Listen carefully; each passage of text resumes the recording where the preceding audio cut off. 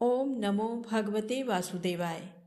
आप सभी का हमारे YouTube चैनल पर हार्दिक स्वागत है। आज सुने आमल की एकादशी व्रत की महात्म कथा और पूजा विधि। फाल्गुन शुक्ल पक्ष में पड़ने वाली एकादशी को आमल की एकादशी के नाम से जाना जाता है। आइए जाने आमल की एकादशी व्रत की महिमा कथा और पूजा विधि। युधिष्ठिर ने कहा, हे श्री कृष्ण, फाल्गुन शुक्ल पक्ष की एकादशी का नाम और महात्म बताने की कृपा कीजिए। भगवान श्री कृष्ण बोले, महाभाग धर्मनंदन, तुम्हें इस समय वह प्रसंग सुनाता हूँ जिसे राजा मांधाता के पूछने पर महात्मा वशिष्ठ ने कहा था। फाल्गुन शुक्ल पक्ष की एकादशी का नाम आमल की है। इसका पवित्र व्रत विष्णु लोक की प्राप्ति कराने वाला है। मांधाता ने पूछा, द्विज श्रेष्ठ, ये आमल की कब उत्पन्न हुई, ये मुझे बताइए। तब वशिष्ठ जी ने कहा, आमल की महान वृक्ष है जो सब पाप का नाश करने वाला है। भगवान विष्णु के थूकने पर उनके मुख से चंद्रमा के समान कांतिमान एक बिंदु प्रकट हुआ। वह बिंदु पृथ्वी पर गिरा। उसी से आमल की यानी आंवले का महान वृक्ष उत्पन्न हुआ। ये सभी वृक्षों का आदिभूत कहलाता है। इसी समय समस्त प्रजा की सृष्टि करने के लिए भगवान ने ब्रह्मा जी को उत्पन्न किया। उन्हीं से इन प्रजाओं की सृष्टि हुई। देवता, दानव, गंधर्व, यक्ष, राक्षस, नाग तथा निर्मल अंतःकरण वाले महर्षियों को ब्रह्मा जी ने जन्म दिया। उनमें से देवता और ऋषि उस स्थान पर आए जहाँ विष्णु प्रिया आमलकी का वृक्ष था। महाभाग, उसे देखकर देवताओं को बड़ा विस्मय हुआ। वे एक दूसरे पर दृष्टिपात करते हुए उत्कंठा पूर्वक उस वृक्ष की ओर देखने लगे और खड़े खड़े सोचने लगे कि प्लक्ष पाकर आदि वृक्ष तो पूर्व कल्प की ही भांति हैं, जो सब के सब हमारे परिचित हैं, किंतु इस वृक्ष को हम नहीं जानते। उन्हें इस प्रकार चिंता करते देख आकाशवाणी हुई, महर्षियों, ये सर्वश्रेष्ठ आमलकी का वृक्ष है जो विष्णु को प्रिय है। इसके स्मरण मात्र से गोदान का फल मिलता है। स्पर्श करने से इससे दूना और फल भक्षण करने से तिगुना पुण्य प्राप्त होता है। इसलिए सदा प्रयत्न पूर्वक आमलकी का सेवन करना चाहिए। ये सब पाप को हरने वाला वैष्णव वृक्ष बताया गया है। इसके मूल में विष्णु, उसके ऊपर ब्रह्मा, स्कंध में परमेश्वर भगवान रुद्र, शाखाओं में मुनि, टहनियों में देवता, पत्तों में वसु, फूलों में मरुदगण तथा फलों में समस्त प्रजापति वास करते हैं। आमल की सर्वदेवमयी बताई गई है। अतः विष्णु भक्त पुरुष के लिए ये परम पूज्य है। ऋषि बोले, अव्यक्त स्वरूप से बोलने वाले महापुरुष, हम लोग आपको क्या समझे? आप कौन हैं? देवता हैं या कोई और? हमें ठीक ठीक बताइए। तब आकाशवाणी हुई, जो संपूर्ण भूतों के कर्ता और समस्त भुवनों के सृष्टा हैं, जिन्हें विद्वान पुरुष भी कठिनता से देख पाते हैं, वही सनातन विष्णु मैं हूँ। देवादिदेव भगवान विष्णु का कथन सुनकर उन ब्रह्मा कुमार महर्षियों के नेत्र आश्चर्य से चकित हो उठे। उन्हें बड़ा विस्मय हुआ। वे आदि अंत रहित भगवान की स्तुति करने लगे। ऋषि बोले, संपूर्ण भूतों के आत्मभूत आत्मा एवं परमात्मा को नमस्कार है। अपनी महिमा से कभी च्युत न होने वाले अच्युत को नित्य प्रणाम है। अंतर्हित परमेश्वर को बारंबार प्रणाम है। दामोदर, कवि और यज्ञेश्वर को नमस्कार है। मायापते, आपको प्रणाम है। आप विश्व के स्वामी हैं, आपको नमस्कार है। ऋषियों के इस प्रकार स्तुति करने पर भगवान श्रीहरि संतुष्ट हुए और बोले, महर्षियों, तुम्हें कौन सा अभिष्ट वरदान दूं? तब ऋषि बोले, भगवान, यदि आप संतुष्ट हैं तो हम लोगों के हित के लिए कोई ऐसा व्रत बतलाइए जो स्वर्ग और मोक्ष रूपी फल प्रदान करने वाला हो।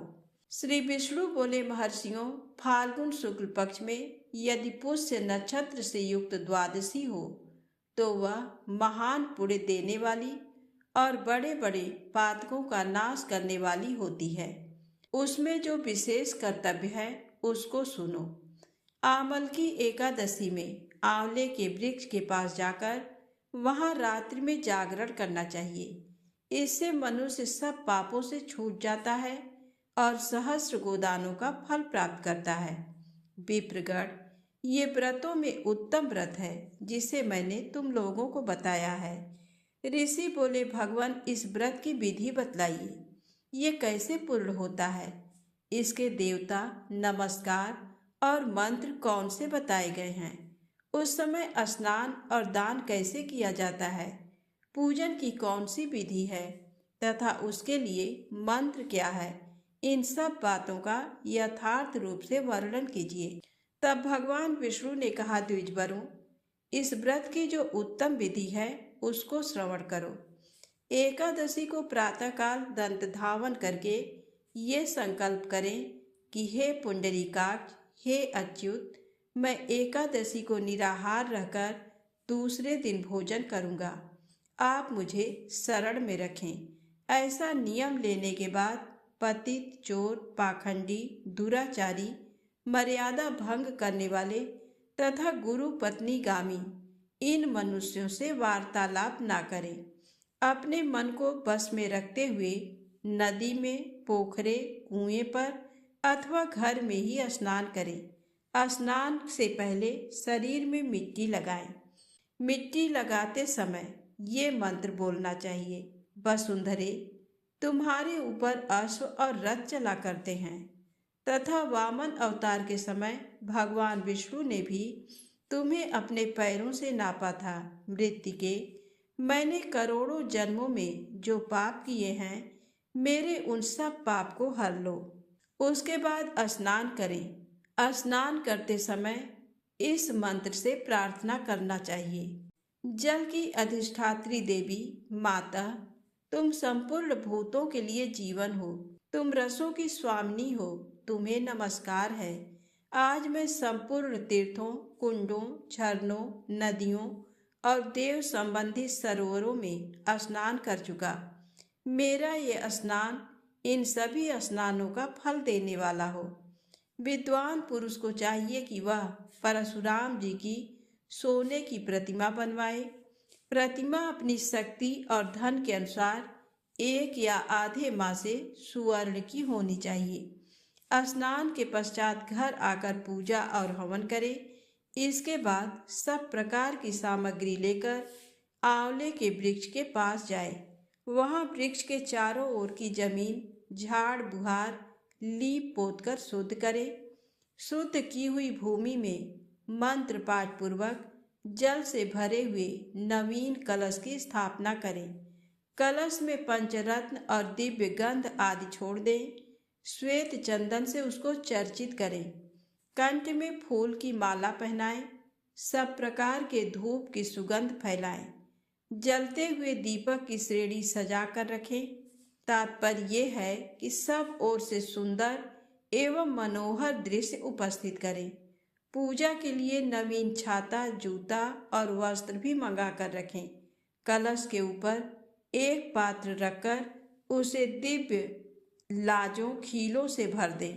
फिर उसके ऊपर सुवर्णमय परशुराम जी की विशोकाय नमः कहकर उनके चरणों की विश्वरूपिणे नमः से दोनों घुटनों की, उग्राय नमः से जांघों की, दामोदराय नमः से कटिभाग की, पद्मनाभाय नमः से उदर की, श्रीवत्सधारिणे नमः से वक्ष स्थल की, चक्रिणे नमः से बाईं बाह की, गदिने नमः से दाहिनी बाह की, वैकुंठाय नमः से कंठ की, यज्ञ मुखाय नमः से मुख की, विशोक निधये नमः से नासिका की, वासुदेवाय नमः से नेत्रों की, वामनाय नमः से ललाट की, सर्वात्मने नमः से संपूर्ण अंगों तथा मस्तक की पूजा करें।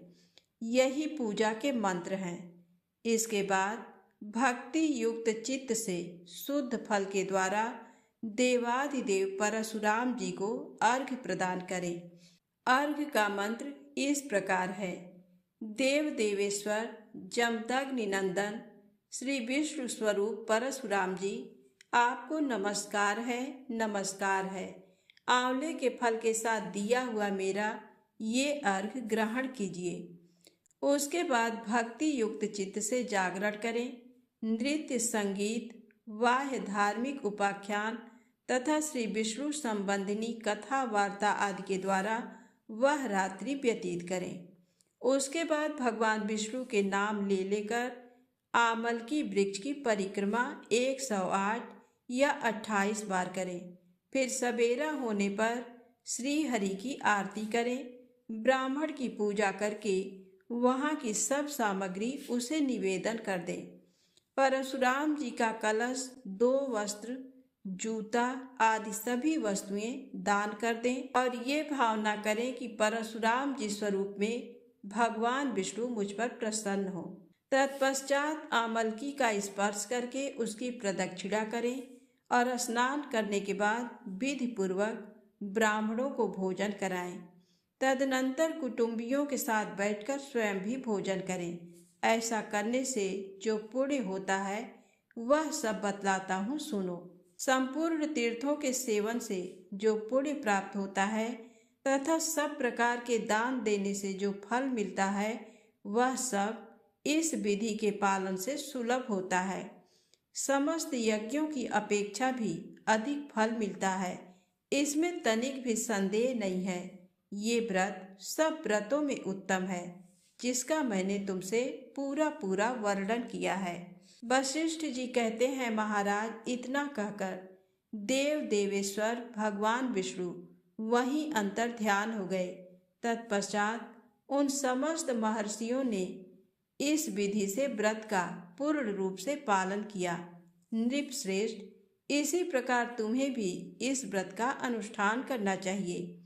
भगवान श्री कृष्ण कहते हैं, युधिष्ठिर, यह दुर्धर्ष व्रत मनुष्य को सब पापों से मुक्त करने वाला है। तो अब आइए सुने आमलकी एकादशी व्रत की पौराणिक कथा। मानधाता बोले कि हे वशिष्ठ जी, यदि आप मुझ पर कृपा करें तो किसी ऐसे व्रत की कथा कहिए जिससे मेरा कल्याण हो। तब महर्षि वशिष्ठ बोले कि हे राजन, सब व्रतों से उत्तम और अंत में मोक्ष देने वाले आमलकी एकादशी के व्रत का मैं वर्णन करता हूँ। ये एकादशी फाल्गुन माह के शुक्ल पक्ष में होती है। इस व्रत के करने से समस्त पाप नष्ट हो जाते हैं।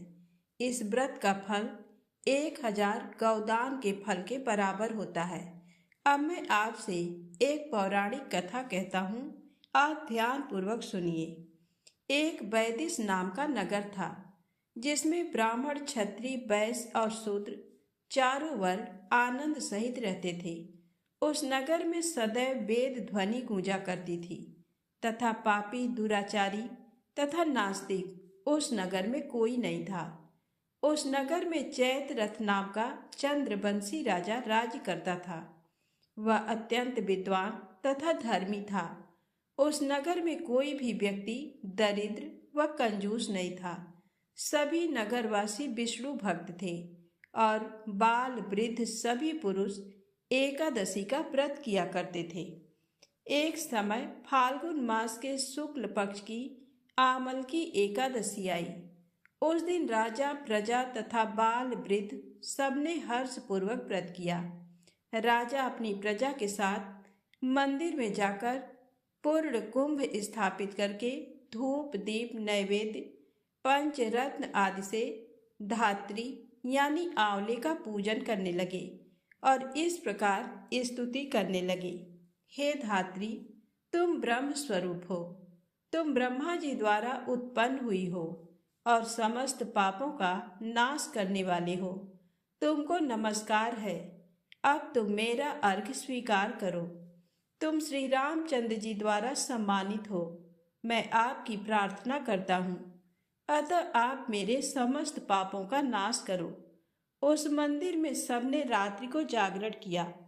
रात के समय वहां एक पहेलिया आया जो अत्यंत पापी और दुराचारी था।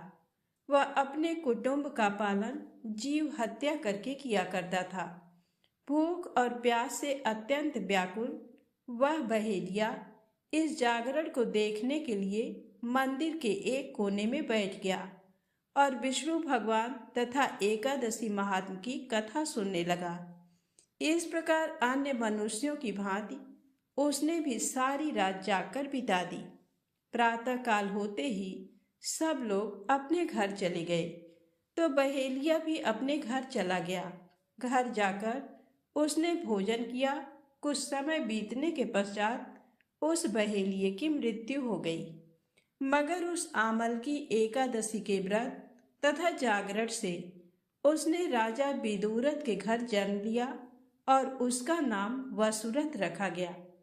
युवा होने पर वह चतुरंगिनी सेना के सहित तथा धन धान्य से युक्त होकर 10,000 ग्रामों का पालन करने लगा। वह तेज में सूर्य के समान, कांति में चंद्रमा के समान, वीरता में भगवान विष्णु के समान और क्षमा में पृथ्वी के समान था। वह अत्यंत धार्मिक, सत्यवादी, कर्मवीर और विष्णु भक्त था। वह प्रजा का समान भाव से पालन करता था। दान देना उसका नित्य कर्तव्य था। एक दिन राजा शिकार खेलने के लिए गया। दैव योग से वह मार्ग भूल गया और दिशा ज्ञान न रहने के कारण उसी वन में एक वृक्ष के नीचे सो गया। थोड़ी देर बाद पहाड़ी म्लेच्छ वहां पर आ गए और राजा को अकेला देखकर मारो मारो शब्द करते हुए राजा की ओर दौड़े। म्लेच्छ कहने लगे कि इसी दुष्ट राजा ने हमारे माता पिता, पुत्र पौत्र आदि अनेक संबंधियों को मारा है तथा देश से निकाल दिया है, अतः इसको अवश्य मारना चाहिए। ऐसा कहकर वे म्लेच्छ उस राजा को मारने दौड़े और अनेक प्रकार के अस्त्र शस्त्र उसके ऊपर फेंके। वे सब अस्त्र शस्त्र राजा के शरीर पर गिरते ही नष्ट हो जाते और उनका वार पुष्प के समान प्रतीत होता। अब उन म्लेच्छों के अस्त्र शस्त्र उल्टा उन्हीं पर प्रहार करने लगे, जिससे वे मूर्छित होकर गिरने लगे। उसी समय राजा के शरीर से एक दिव्य स्त्री उत्पन्न हुई। वह स्त्री अत्यंत सुंदर होते हुए भी उसकी भ्रिकुटी टेढ़ी थी। उसकी आंखों से लाल लाल अग्नि निकल रही थी, जिससे वह दूसरे काल के समान प्रतीत होती थी।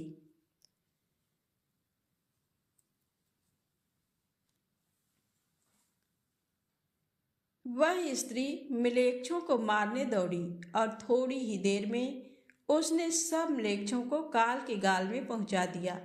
जब राजा सोकर उठा तो उसने म्लेच्छों को मरा हुआ देखकर कहा कि इन शत्रुओं को किसने मारा है।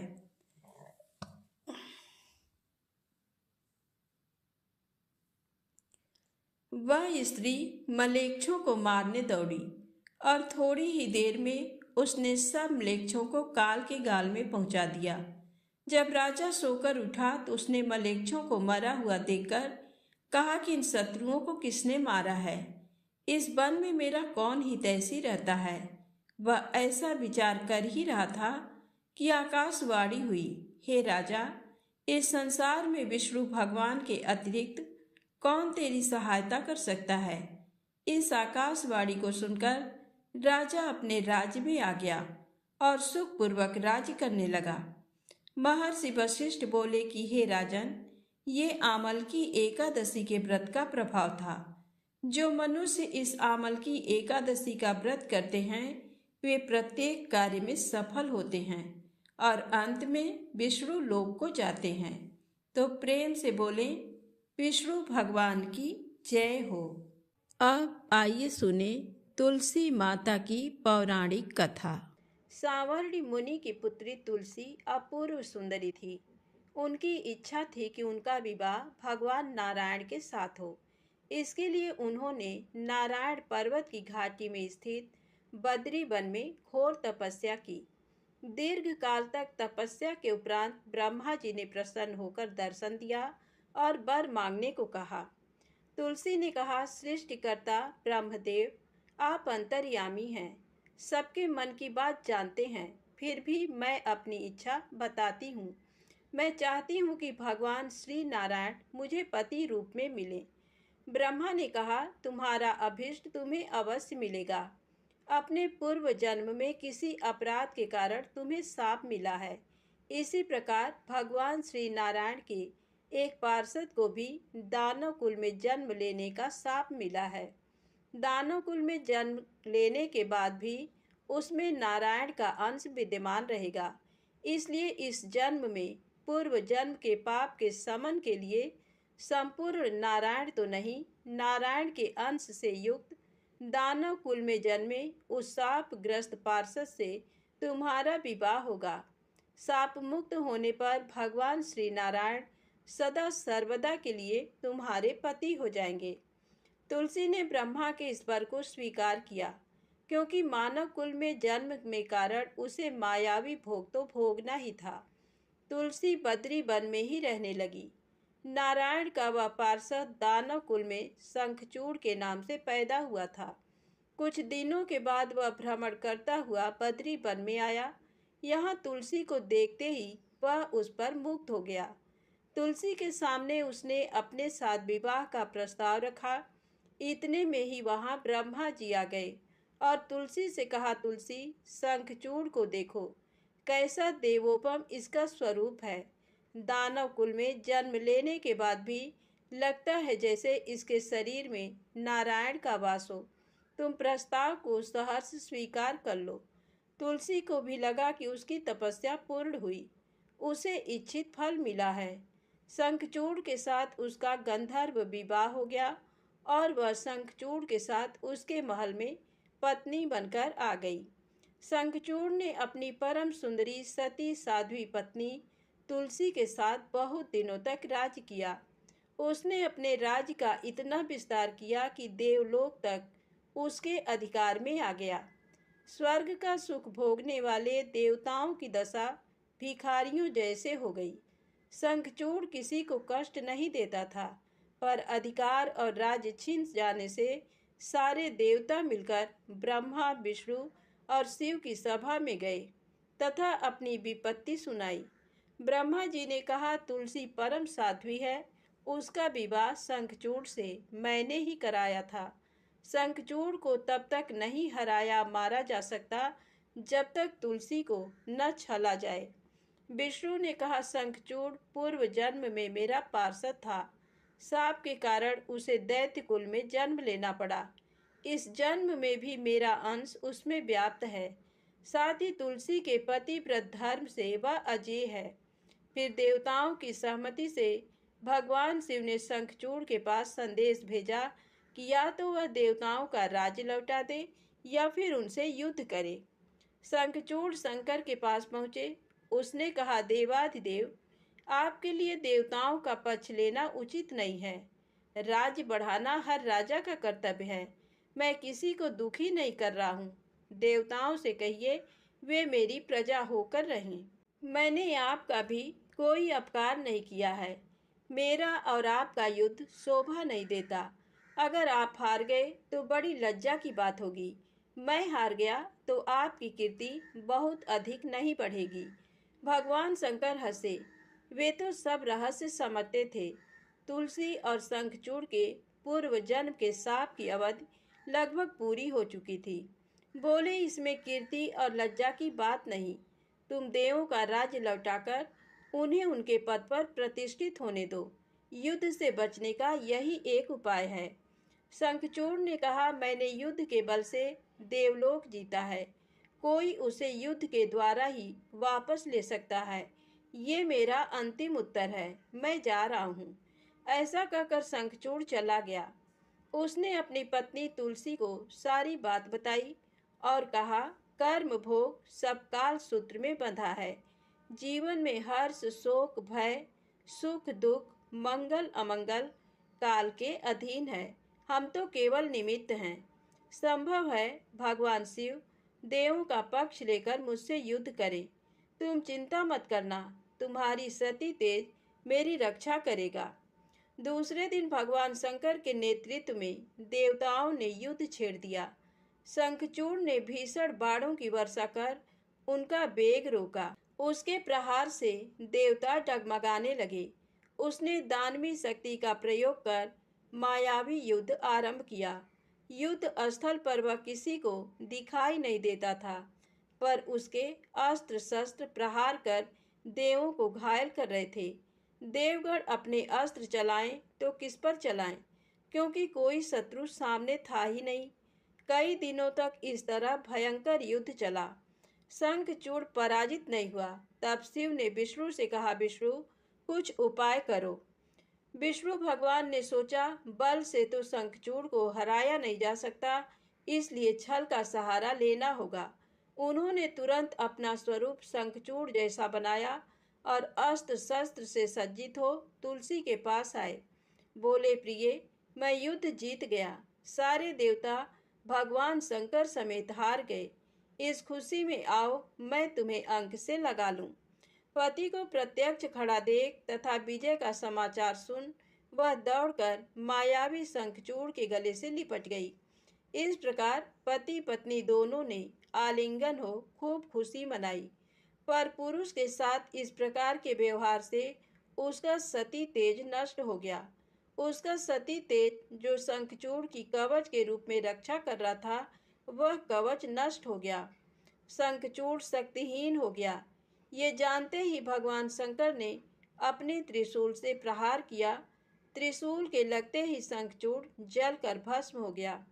शंखचूड़ के मरने को जानकर विष्णु अपने असली स्वरूप में आ गए। सामने अपने पति शंखचूड़ के स्थान पर भगवान विष्णु को खड़ा देख तुलसी बहुत विस्मित हुई। उसको पता लग गया कि स्वयं नारायण ने उसके साथ छल किया है। क्रोध में आकर उसने शाप दिया, एक सती स्त्री का सतीत्व भंग करने के अपराध में तुम हृदयहीन पत्थर हो जाओ।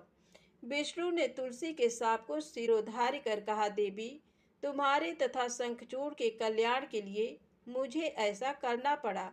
तुम दोनों को शाप मुक्त करना था। तुम भी अब शरीर त्याग कर तुलसी बिरवा के रूप में जन्म लोगी और मेरी पूजा तुलसी दल से होगी। मैं सालग्राम पत्थर बनूंगा। मेरे शीश पर तुम आदर से विराजमान होगी। तुम्हारे पति की हड्डियों के चूर्ण से शंख की उत्पत्ति होगी। उस शंख ध्वनि से देवताओं तथा मेरी पूजा आराधना होगी। जहाँ शंख ध्वनि होगी वहाँ मंगलमय मैं विराजमान रहूँगा। तुमने पूर्व जन्म में बद्री वन में मुझे पाने के लिए बड़ी तपस्या की थी। अब अगले जन्म में मैं नारायण प्रस्तर के रूप में बद्रीनाथ वन में स्थापित होऊंगा और मेरी पूजा अर्चना फल फूल से न होकर तुम्हारे तुलसी दल से होगी। मेरे शीश पर विराजमान होकर तुम मुझसे भी ऊंचा पद प्राप्त करोगी। तो प्रेम से बोले, विष्णु भगवान की जय हो, तुलसी माता की जय हो। आप आइए सुने बड़ी ही पावन कथा भक्त नरसिंह मेहता की कृष्ण प्रेम और अटूट विश्वास की कहानी। इस कहानी को पूरा अवश्य सुनिएगा। तो आइए कहानी को शुरू करते हैं। समय समय पर इस कलयुग में कई भक्त हुए जिन्होंने अपने विश्वास और प्रेम से श्री कृष्ण जी को पा लिया था। उन्हीं भक्तों में से एक नरसिंह जी का नाम भी लिया जाता है, जिन्होंने अपना सब कुछ खोकर भी ईश्वर पर पूर्ण भरोसा रखा और अंत में साक्षात कृष्ण जी ने आकर उनका कार्य किया, जो इतिहास में नानी बाई के मायरे के नाम से प्रसिद्ध हुआ। नरसिंह जी का जन्म गुजरात के जूनागढ़ में हुआ था। इनके पिता का नाम कृष्णदास था और माता का नाम दया कुंवर था। बाल्यावस्था में ही नरसिंह जी के माता पिता का देहांत हो गया था, इसलिए वो अपने बड़े भाई और भाभी के संरक्षण में बड़े हुए। उनकी भाभी का व्यवहार उनके साथ अच्छा नहीं था। वो नित्य प्रति नरसिंह जी को ताने देती थी। एक दिन भाभी के तानों से परेशान होकर नरसिंह जी घर से निकल गए। कुछ दूरी पर एक महादेव जी का स्थान आया। उन्होंने वहां 3 दिन बिना कुछ खाए महादेव जी को याद किया और उनकी शरण में पड़े रहे। तब स्वयं महादेव जी प्रकट हुए और नरसिंह जी को दर्शन दिए। नरसिंह जी ने केवल विष्णु जी के दर्शन करने की चाह प्रकट की। भोलेनाथ बहुत प्रसन्न हुए और वो नरसिंह जी को अपने साथ बैकुंठ ले गए, जहां उन्होंने विष्णु जी के दर्शन किए। विष्णु जी के दर्शन से नरसिंह जी पूरी तरह भक्तिमय हो गए और उन्होंने उस दिन से ही कृष्ण जी के भजन गाने शुरू कर दिए। वो बैकुंठ से वापस आकर अपनी भाभी से मिले और उनके चरण स्पर्श करके उन्हें धन्यवाद दिया और कहा कि आप ही के कारण आज मुझे शिव और विष्णु दोनों के दर्शन प्राप्त हुए। उस दिन से ही नरसिंह जी अपने कृष्ण जी के भजन गाते हुए अपना जीवन चलाने लगे। श्री कृष्ण जी की असीम कृपा से नरसिंह जी को आगे से आगे रास्ते मिले और एक दिन उनके पास अपार धन और वैभव भी हो गया। उनकी शादी भी हो गई और उनके 2 बच्चे हुए। लड़के का नाम सदानंद और लड़की का नाम नानी बाई था। समय की गति के साथ नानी बाई बड़ी हुई और नरसिंह जी ने उनका विवाह अनजान नगर के किसी सेठ के यहाँ कर दिया। कुछ समय बाद उनकी पत्नी का भी देहांत हो गया। फिर भी वो विचलित नहीं हुए और अपनी कृष्ण भक्ति में लीन रहते थे।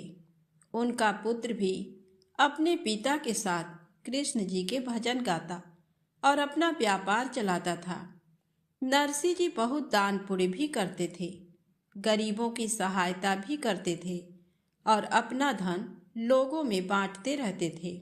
उनकी उदारता और भक्ति के गुणों को देखकर बैकुंठ में बैठे भगवान विष्णु उनके गुणगान गा रहे थे। लेकिन तभी रुक्मिणी जी ने नरसिंह भक्त पर शंका प्रकट करी और भगवान विष्णु को कहा कि इतने गुण एक साथ एक भक्त में कभी नहीं हो सकते। असल में रुक्मिणी जी नरसिंह की भक्ति की परीक्षा लेना चाह रहे थे। भगवान विष्णु को भी अपने भक्त को सच्चा सिद्ध करना था, इसलिए वो तुरंत धरती पर एक भिखारी का वेश करके आए और नरसिंह जी के घर पर गए, जहां नरसिंह जी लोगों को वस्त्र और धन बांट रहे थे। भिखारी के वेश में गए भगवान ने कहा कि मैं बहुत दुखी हूँ। तब नरसिंह जी ने कहा कि भाई, ईश्वर का नाम ले, तेरे सब दुख वो दीनानाथ जरूर दूर करेंगे और जो कुछ भी तुझे चाहिए मुझसे मांग ले, मैं अवश्य तुझे दूंगा। इस पर भिखारी बने भगवान ने कहा कि तू अपने दान का प्रदर्शन कर रहा है और तेरे पास धन है, इसलिए धन के बल पर ईश्वर भक्ति की राह बता रहा है। भिखारी ने फिर कहा कि मेरे जैसा बनकर फिर भक्ति की बातें सुना तो जानूंगा कि तेरी भक्ति सच्ची है, वरना धन के बल पर तो कोई भी सलाह दे सकता है। जैसे ही भिखारी बने भगवान ने ये बात कही कि नरसिंह जी के हृदय पर ऐसा घाव हुआ और उसी क्षण उन्होंने अपना सर्वस्व दान देने का संकल्प ले लिया। यहाँ से शुरू होती है नरसिंह जी की भक्ति की असली परीक्षा। भक्ति करना कठिन है, लेकिन उससे बड़ा कठिन है भक्ति को निभाना, जो बिना कड़ी परीक्षा दिए कभी नहीं निभ सकती। भक्ति जब परीक्षा रूपी आग में तपकर बाहर आती है, तभी वो संसार में अपनी एक पहचान बनाती है और यही ईश्वर अपने भक्त से चाहता है। इसी कारण वो अपने भक्त को संसार में एक उदाहरण बनाने के लिए परीक्षा रूपी रचना करता है और यहीं से शुरू होती है विश्वास की सच्चाई। नरसिंह जी ने अपना सब कुछ दान कर दिया और अपने तान तंबूरे लेकर अपने पुत्र के साथ जंगल की ओर निकल पड़े। कुछ समय बाद पुत्र की भी अकाल से मृत्यु हो गई। इतने पर भी उनका हौसला नहीं टूटा, क्योंकि वो इन सब मोह माया को अपनी भक्ति में बाधा मानते थे, जो स्वतः ही छूटती जा रही थी। अब तो नरसिंह जी अकेले ही अपनी धुन में कृष्ण भजन करते और आगे बढ़ते रहते थे। उनकी कृष्ण भक्ति से कई साधु संत भी उनके साथ आ गए और वो एक जगह जंगल में कुटिया बनाकर रहने लगे। उनके रोज का एक ही क्रम था, भगवान को जगाना, उन्हें भोग लगाना और उनको अपने भजनों से रिझाना। उनके भजन में इतनी मधुर रसधारा निकलती थी कि दूर दूर से साधु लोग सुनने आ जाते थे। इस तरह उनके भजन में इतना समर्पण और प्रेम था कि जब भी वो भजन गाते थे हमेशा मूर्ति से फूल गिरते थे। लेकिन उनकी भक्ति और ईश्वर के प्रति प्रेम को देखकर कई पाखंडी संत उनसे ईर्ष्या करने लगे और उन्हें नीचा दिखाने का प्रयास करने लगे। एक दिन आधी रात को नरसिंह जी के दरवाजे पर एक औरत सहायता लेने आई और नरसिंह जी को कहने लगी कि मेरा पति बहुत बीमार है और मुझे रुपयों की जरूरत है। नरसिंह मेहता के पास कुछ भी नहीं था, फिर भी शरण में आए हुए की सहायता करना वो अपना धर्म समझते थे।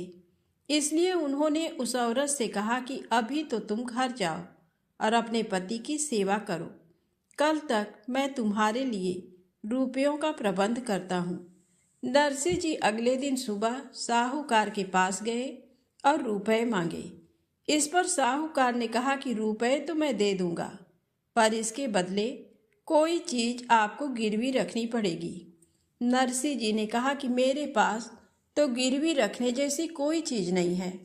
तब साहूकार ने नरसिंह जी से कहा कि अपनी राग केदार को गिरवी रखकर तुम मुझसे रुपए ले जा सकते हो, यानी जब तक तुम रुपए वापस न दो तब तक तुम इस राग को गा नहीं सकते। राग केदार नरसिंह जी की वो राग थी जिसको गाकर वो अपनी भक्ति रसधारा में डूबे रहते थे। उनके हर भजन में राग केदार के स्वर थे, जो राग श्री कृष्ण की सबसे प्रिय राग थी। एक तरफ उस औरत को दिया हुआ वचन था तो दूसरी तरफ उनकी प्राण प्रिय राग थी। फिर भी अपने मन पर पत्थर रखकर इस बात को कागज पर लिखकर दे दिया कि मैं जब तक साहूकार जी के पैसे नहीं लौटा दूं तब तक मैं राग केदार नहीं गाऊंगा। नरसिंह जी रुपए लेकर अपनी कुटिया में गए और पूरे दिन उस औरत का इंतजार करते रहे और रात होते ही वो अपने प्रभु के चरणों में शीश रखकर सो गए। तभी अचानक वो औरत आई। नरसिंह जी कहने लगे कि लो बहन, मैंने तुम्हारे लिए रुपयों का प्रबंध कर लिया है। वो औरत जोर जोर से हंसने लगी और नरसिंह जी के पास आकर उसे अपनी वासना रूपी मोह जाल में बांधने लगी। नरसिंह जी ने उससे कहा कि वासना तो नर्क का द्वार है, तुम ऐसा विचार करके क्यों अपना जन्म खराब करना चाहती हो और तुमने इस प्रकार मेरे साथ छल क्यों किया। वो औरत बोली कि मैं तुम्हारी प्रभु भक्ति को खत्म करना चाहती हूँ। इस पर नरसिंह जी ने फिर उस औरत को समझाया कि प्रभु भक्ति को समाप्त करना किसी के हाथ में नहीं है, इसलिए तुम भी श्री कृष्ण की शरण में जाओ और ये वासना का विचार मन से निकाल दो। वो दीनानाथ तुम्हें अवश्य क्षमा कर देगा। जब बार बार नरसिंह जी ने उसके प्रेम प्रस्ताव को अस्वीकार किया तो उस औरत ने दूसरी चाल चली और तुरंत उसने अपने हाथ से ही अपने कपड़े फाड़ दिए और जोर जोर से चिल्लाने लगी। जब आसपास के लोग इकट्ठे हुए तो उस औरत ने नरसिंह जी के चरित्र पर उंगली उठाई। नरसिंह जी कुछ समझ नहीं पाए कि उनके साथ क्या हो रहा है। वो चुपचाप खड़े ईश्वर की लीला को देख रहे थे। तभी आसपास के लोग नरसिंह जी को ढोंगी समझकर उन पर चरित्रहीन का आरोप लगाकर उन्हें पकड़कर राजा के पास ले गए। उसके बाद नरसिंह जी को राजा के सामने पेश किया और वहां उपस्थित नरसिंह जी के शत्रुओं ने राजा को कहा कि यदि नरसिंह जी राग केदार गाकर भगवान के गले से माला निकाल कर बता दे तो हम नरसिंह जी को सच्चा भक्त मान लेंगे। राजा ने नरसिंह जी को केदार राग गाने की आज्ञा दी, लेकिन नरसिंह जी ने तो अपनी राग केदार गिरवी रख दी थी। नरसिंह जी धर्म संकट में थे। वो दरबार में खड़ी कृष्ण जी की मूर्ति के पास गए और कहा कि हे दीनों के दीनानाथ, मुझे मृत्यु का भय नहीं है, पर ये कलंक माथे लेकर मरना नहीं चाहता। तभी ईश्वर का ऐसा चमत्कार हुआ कि उनका लिखा हुआ वो गिरवी वाला कागज उड़कर आ जाता है और नरसिंह जी के चरणों में पड़ता है। नरसिंह जी ने तुरंत राग केदार गाई। जब वो आंखें बंद करके मग्न होकर कृष्ण जी का भजन गा रहे थे, तभी कृष्ण जी की मूर्ति से माला निकलती है और नरसिंह जी के गले में आकर पड़ जाती है। राजा, मंत्रीगण और सारी प्रजा इस दृश्य को देखकर आश्चर्य से भर गए और सभी नरसिंह जी की जय जयकार बोलने लगे। नरसिंह जी पर झूठा इल्जाम लगाने वाले को राजा ने मृत्यु दंड सुनाया, लेकिन नरसिंह जी ने राजा को उन्हें माफ करने की प्रार्थना करी। वो सभी विरोधी लोग नरसिंह जी के पांव में पड़कर माफी मांगने लगे। भक्त की यही विशेषता है कि वो अपना बुरा चाहने वाले का भी कभी बुरा नहीं चाहता। इसी तरह भगवान के भजन करते करते कई वर्ष बीत चुके थे। उधर नानी बाई की पुत्री बड़ी हो चुकी थी, तो उसके विवाह की तैयारियां होने लगी। नानी बाई के ससुराल वाले शुरू से ही नरसिंह जी के संत होने पर बहुत नाराज थे और नानी बाई को बहुत परेशान किया करते थे और इसीलिए उसको इतने वर्ष तक अपने पिता से मिलने भी नहीं दिया। अब नानी बाई की लड़की की शादी तय हो गई, तो नानी बाई के ससुराल वालों को ये चिंता होने लगी कि नानी बाई का मायरा कौन भरेगा। मायरा बरसों से चली आ रही एक ऐसी परंपरा है जिसमें अपनी संतान की शादी पर भाई द्वारा बहन को और बहन के ससुराल वालों को गहने, कपड़े इत्यादि उपहार दिए जाते हैं। नानी बाई के ससुराल वाले उनको ताने देने लगे कि तेरा बाप तो खुद मांग मांग कर पेट भरता है, तो तेरा मायरा कैसे भरेगा। नानी बाई के भाई की मृत्यु के बाद नानी बाई का अपने पिता के सिवा मायके में कोई दूसरा नहीं था।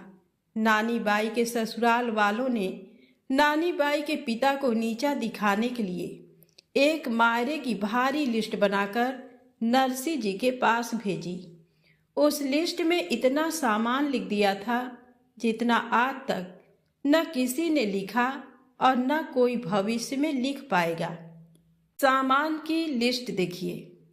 पीपल के पत्तों की गिनती के बराबर सोने की असरफियां, 10 सोने की ईंटें, सास ससुर के लिए 100 जड़ी के वेश, ननद के लिए 9 लखा हार, देवर के लिए बहुत सारा धन, जेठ जेठानी के लिए कपड़ों के थान, पूरे गांव के लिए कपड़े और असरफियां, इस तरह और भी बहुत सारी चीजें मायरे की लिस्ट में लिखकर लिस्ट नरसिंह जी तक पहुंचा दी। उधर जैसे ही नरसिंह जी को लिस्ट मिलती है, नरसिंह जी एक प्यारी सी मुस्कान के साथ वो लिस्ट ले जाकर श्री कृष्ण जी के चरणों में रख देते हैं और नानी बाई के ससुराल ये खबर भेज देते हैं कि नरसिंह मायरा भरने अवश्य आएगा। इतनी बड़ी चेतावनी सुनकर भी वो तनिक भी विचलित नहीं हुए और अपने कृष्ण के भरोसे नानी बाई के सासरे में आश्वासन भेज दिया, जबकि नरसिंह जी के पास कुछ भी नहीं था। विश्वास की इतनी मजबूती किसी बिरले को ही आ सकती है जिस पर उस दीनानाथ की कृपा हो। फिर क्या था, उधर नानी बाई के ससुराल वाले ये सुनकर अचंभित हो गए कि जिसके पास कुछ भी नहीं है वो मायरा कैसे भरेगा। वो नानी बाई को तंग करने लगे कि अपने बाप को कह दे कि मायरा भर सके तो ही यहाँ आना, वरना कहीं नाक डुबाकर मर जाना। अपने ससुराल वालों के तीखे व्यंग नानी बाई को सहन नहीं हो रहे थे, लेकिन कुछ कह नहीं पा रही थी। उधर नरसिंह जी अपने कृष्ण जी के भरोसे अपनी टूटी बैलगाड़ी लेकर साधु संतों के साथ नानी बाई के ससुराल अनजान नगरी की ओर निकल पड़ी। रास्ते में घना जंगल आया और टूटे फूटे रास्ते थे। एक जगह आकर उनकी बैलगाड़ी का एक पहिया टूट गया और सभी संत समेत नरसिंह जी नीचे आ गिरे। फिर भी उनका धैर्य नहीं टूटा और अपने प्रभु के भजन गाने लगे, उन्हें मदद के लिए पुकारने लगे। इस प्रकार उनकी इस करुण पुकार को सुनकर एक सुधार का बेस बनाकर भगवान आए और उनकी गाड़ी को ठीक कर दिया। फिर स्वयं एक राहगीर बनकर उनकी गाड़ी में बैठ गए और फिर एक जगह उतर गए। कुछ ही दिनों में नरसिंह जी अनजान नगरी पहुंच गए। नानी बाई के ससुराल वालों तक नरसिंह जी के आने की खबर पहुंची। नरसिंह जी को गरीब मानकर नानी बाई के ससुराल वालों ने नरसिंह जी को एक टूटे फूटे खंडहर में ठहराया और खाने के लिए बासी खिचड़ी भेजी गई। नरसिंह जी ने उसी खिचड़ी का ठाकुर जी को भोग लगाया कि उसी समय खिचड़ी की जगह पकवान बन गए और सब संतों ने पेट भरकर खाना खाया और रात को उसी टूटे खंडहर में रात बिताई। अगले दिन सुबह नानी बाई अपने पिता से मिलने उसी खंडहर में आई। नानी बाई इतने वर्षों बाद अपने पिता से मिली, फिर भी अपने पिता के गले भी न लगी और अत्यंत दुखी मन से पिता से बोली कि हे पिताजी, आपने जन्म देते ही मुझे मार क्यों नहीं दिया? अगर मैं उस समय मर जाती तो आज ये दिन नहीं देखना पड़ता। एक तरफ ससुराल वालों के ताने और ऊपर से आप भी मेरी हंसी उड़ाने यहाँ चले आए। अगर आप मायरा नहीं भर सकते हो तो आप यहाँ आए ही क्यों? अपनी पुत्री के कटाक्ष वचन सुनकर भी नरसिंह जी शांत भाव से खड़े रहे और अपनी पुत्री को समझाया कि नानी, तू इतनी दुखी क्यों होती है? थोड़ा धीरज रख। निंदा और उपहास तो हमें जीवन के मार्ग दिखाते हैं, इनसे घबराना नहीं चाहिए। तू चिंता मत कर, मेरो सांवरिया आएगा और थारो मायरो भरेगा।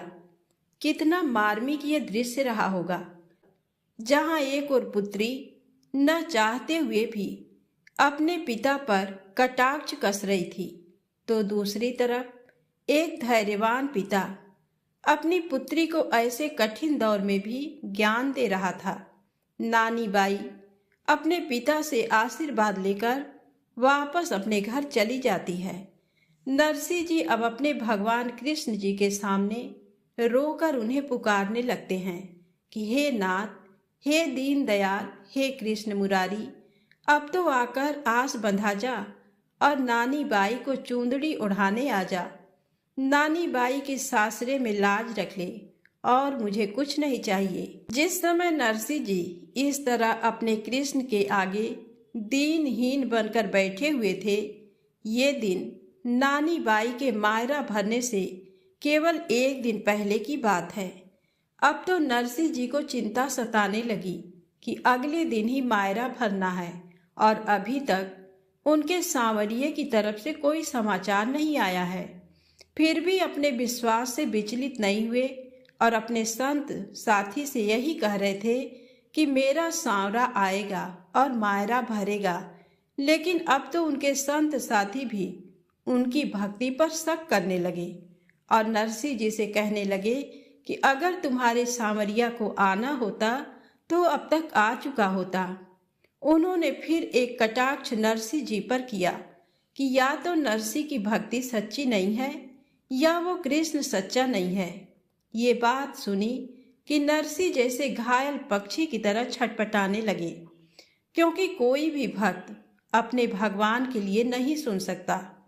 वो दुखी होकर अपना तंबूरा लेकर सुनसान जगह पर चले गए और एकांत में जाकर अपने कृष्ण को पुकारने लगे और उन्हें उलाहना देने लगे कि हे मेरे सांवरिया, तू सबके लिए आया और मेरे लिए इतनी देर क्यों लगा दी?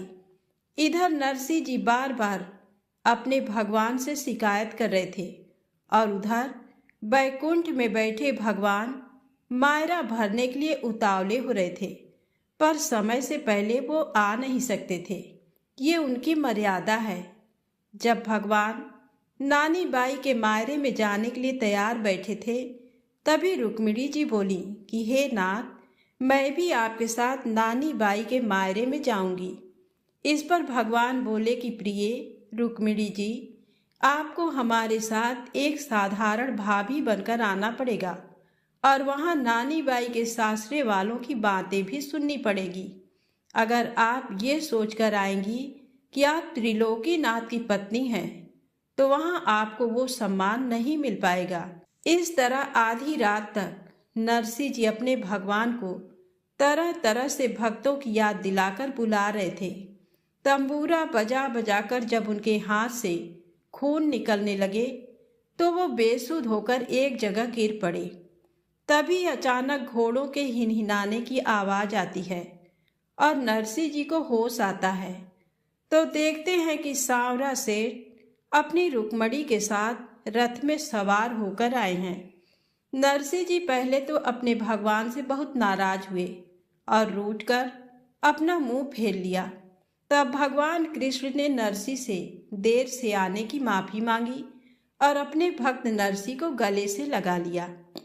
उसके बाद श्री कृष्ण जी अपार संपत्ति, धन, कपड़े, कीमती सामान, जितना भी मायरे की लिस्ट में लिखा था वो सब लेकर नरसिंह जी के साथ नानी बाई के घर गए। वहां जाकर नानी बाई को चूंदड़ी ओढ़ाई और इतना धन लुटाया कि नानी बाई के सासरे वाले तो जैसे गूंगे ही हो गए और शुद्ध बुद्ध ही खो बैठे। उस नगरी को इतना मालामाल कर दिया कि सभी लोग भक्ति की ऐसी महिमा को देखकर धन्य हो गए। चारों तरफ भक्त और भगवान की जय जयकार गूंजने लगी। नानी बाई की सभी सखियां गीत गाने लगीं। नरसिंह जी के जीवन की अब कोई इच्छा शेष नहीं रही।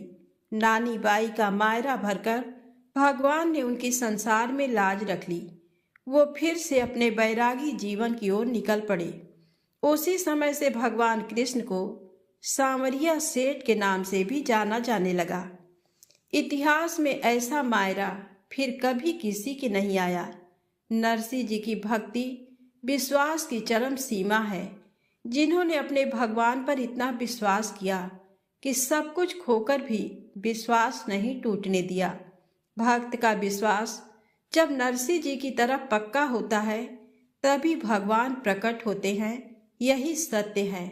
तो प्रेम से बोलें, सांवरिया सेठ की जय हो।